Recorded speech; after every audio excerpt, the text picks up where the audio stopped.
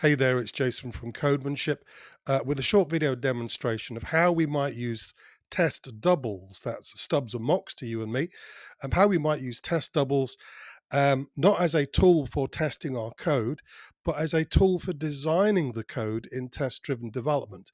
So in this little demonstration, I've got an order class, and there's a requirement with orders that when we confirm them, the customer needs to be charged the total for that order.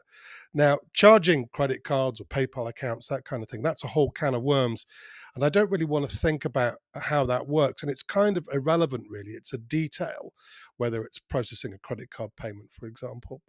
And a great way of hiding details in programming is to use abstractions, for example, interfaces, to hide it behind an interface. Um, and the principle would be exactly the same if we were hiding it behind a function signature, a function type, if you like.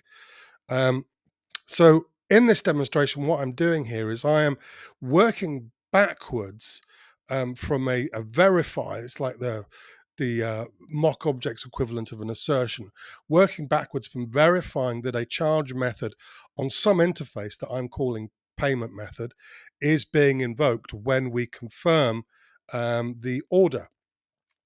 And I'm working sort of outside in this respect, or maybe you could call it contract first. By writing this test and using this mock payment method, I am defining the contract for charging customers without actually thinking about the implementation. How is that actually going to work behind that interface? So this is a very powerful technique.